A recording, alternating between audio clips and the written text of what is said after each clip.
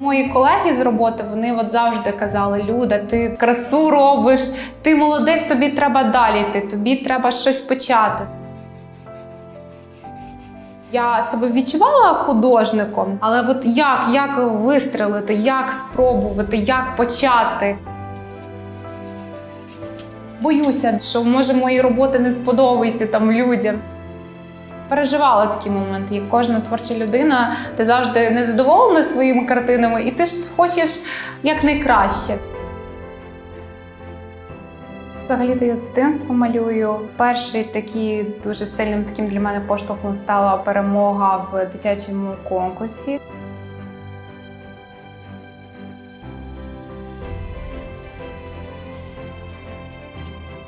Коли я вчилася в художній школі, я вже зрозуміла, що я маю стати в майбутньому художником.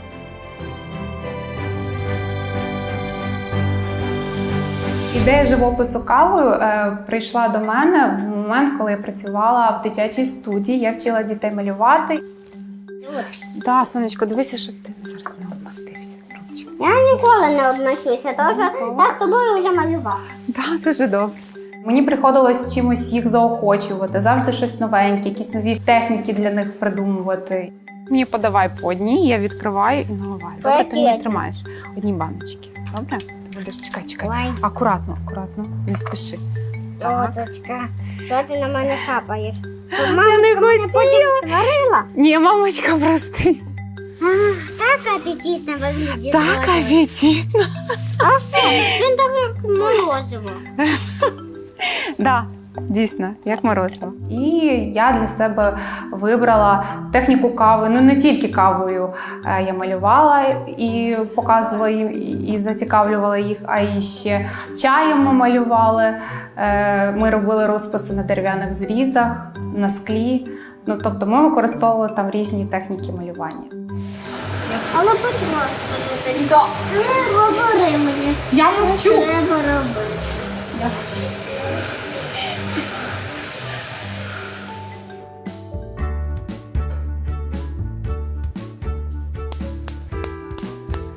Спочатку ми заварюємо заварну каву в турку, лишаємо трошечки, щоб вона застигла, і беремо баночку, заливаємо той розчин кави.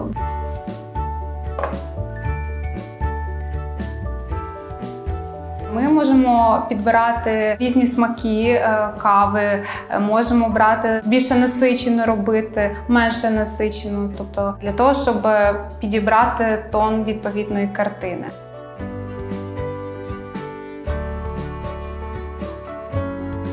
Мені подобається використовувати різні техніки, тобто свої знання використовувати з різними техніками малювання. Тобто я можу завжди щось підібрати, щось неординарне, не тільки каву, чай, вино.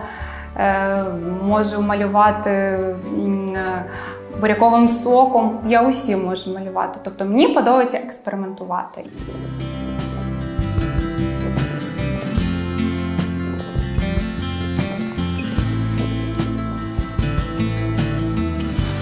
Я провчилася в румунській школі, у нас в Іжевцях, у нас всі предмети, все було на румунській мові. Але мені настільки мало було української, і якось душа так хотіла вивчити, знати більше. Душа моя дуже сильно рвалася більше до українського народу. Через певний період часу перебуття тут у Чернівцях, то я зрозуміла, що мені дорога і українська мова, український народ. Я не можу зараз сказати, що я от чисто румунка, да? Або я чисто українка. Я стараюся не ділити своє румунське коріння, ну і, звичайно, українське якісь відчуття до мови і до України.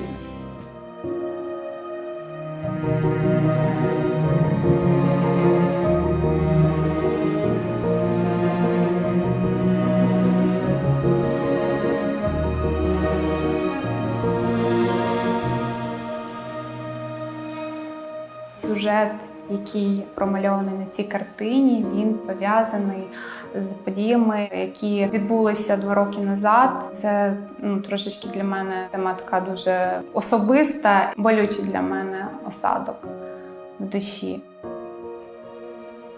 смерть брата мого рідного. І саме перебіг того, як це все відбувалося. Тобто на картині я зобразила годинник, момент, коли він вийшов з дому, да, і коли, можливо, от щось таке трагічне з ним сталося. Ніхто не знає, коли він загинув, бо це через 2 тижні ми знайшли його. По документам вони написали, що смерть невідомо від чого наступила і коли наступила. Є певні години, коли його бачили, коли він вийшов з дому і коли він не повернувся. Так само на роботі я зобразила грозу, бо в той день дійсно була така погода дощова. Ну і, звичайно, посередині там промальований ангел. Напевно, після цього випадку я дійсно повірила в це, що ангели є. До останньої хвилини, напевно, я надіялась, що він живий.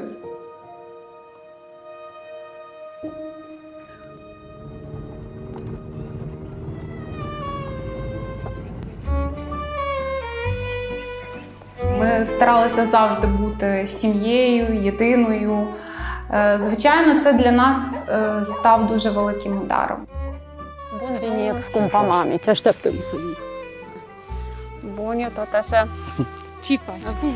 Bucuroasă că v-am văzut. Sănătate, tot e bine. Тете Біні, тете Біні. La dumneavoastră cum e? Mulțumesc, tot e bine. Ми більше стали проводити свята разом з батьками. Ніби ваші зими, лаваси. Після такого моменту ти дійсно починаєш цінувати кожну хвилину, проведену з сім'єю. Ну, nimic, Maenca, se poate de servit. Maenca trebuie de servit. Da. Și noi ești în sat? Da, nu știu, cred că e bun. Toate bine? Da. Lucru mult. Așa, locuiesc. Ca la sat. Da. Не треба asta. Ти розумієш, що ти не знаєш, що тебе чекає завтра. Тобто кожна хвилина, кожен момент, він може стати єдиним, ніхто не застрахований від такого.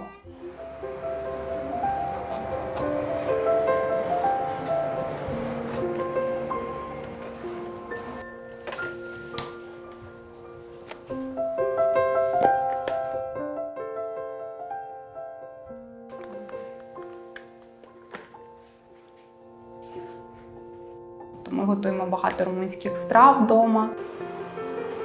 Я взагалі обожнюю солодкі якісь десерти, і я люблю готувати їх.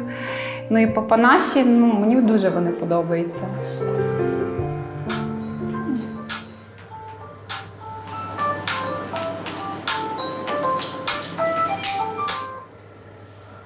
Алло? Bună ziua! Eu cred că mai târziu sau mâine, pentru că acum îmi pregătesc cafeaua pentru lucru și după asta am să plec în masterskaya la lucru. Bine, încep lucru aici. Bine. Mai întâi încep lucru aici și mai târziu am să plec acolo. La revedere! O zi bună! Подібні до сирників, але сам процес приготування. Там треба гратися, щоб все було красиво, там треба ці шапочки зробити окремо, гарно прикрасити. І тому мені це приносить задоволення, і ще плюс до цього всього вони ще дуже смачні. Варіант цього десерту мені більше подобається румунський.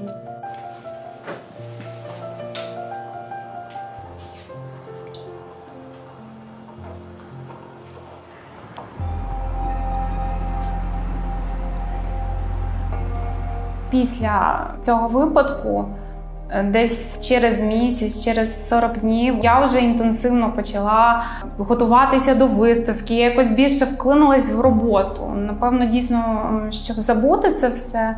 Ну і не тільки за це, я хотіла якось і свою, напевно, якусь і біль, і якісь свої страждання, за них забути. Ця біль ще залишилася в мені, напевно, дійсно ця біль, я уже передала цій вже роботі, яку я передам музею.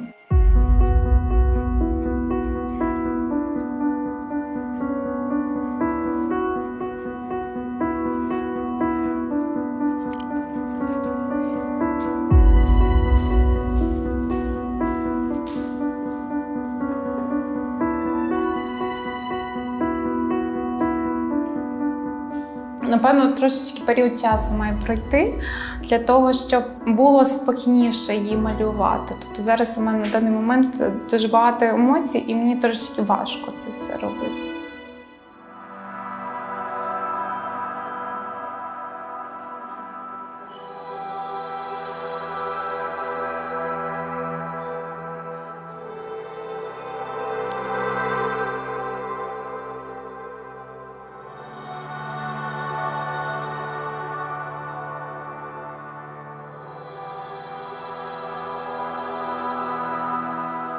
За цією картиною стоїть велика біль.